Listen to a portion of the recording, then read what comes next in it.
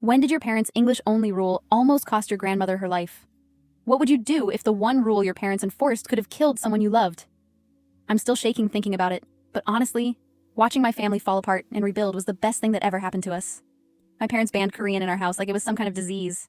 They genuinely believed that erasing our language would magically make me fit in, like I wouldn't still be the kid with the packed lunch that smelled different. My best friend Jessica grew up in a bilingual home, switching between English and Korean without even thinking about it.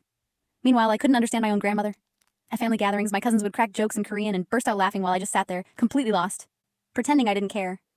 When Grandma moved in with us because of her heart condition, she tried telling me stories, and all I could do was nod and smile like an idiot. Mom would lecture me constantly about assimilation.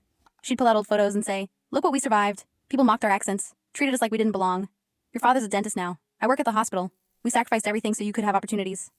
I'd try arguing that plenty of successful people speak multiple languages, but she'd just shake her head. They went nuclear and blocked every Korean streaming site on our Wi-Fi. They even called Jessica's mom to confirm their house was Korean-free before allowing me to visit.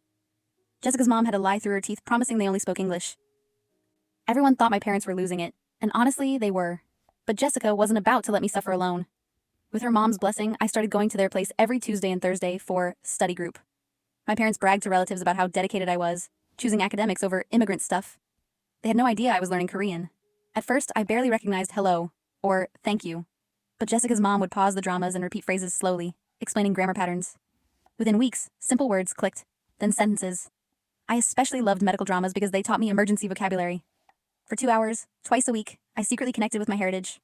Then one afternoon, my parents were at a dental conference 2 hours away. I was home alone with Grandma when I heard a loud crash from downstairs. I called out her name. Nothing. I sprinted down and found her collapsed on the kitchen floor, her face drooping on one side. She tried speaking, but only Korean came out. Her words were slurred, desperate.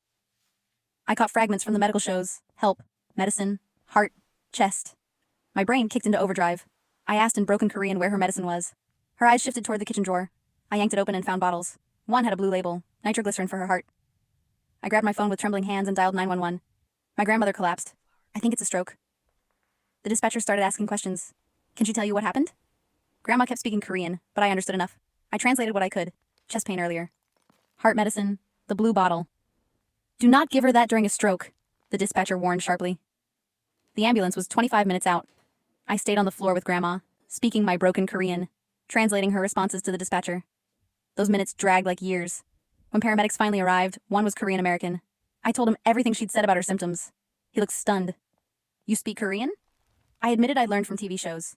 At the hospital, the ER doctor found my parents in the waiting room. Your daughter's translation saved your mother's life, he said. After a stroke, patients often lose their second language and can only speak their native tongue. Without your daughter understanding basic Korean, we wouldn't have known about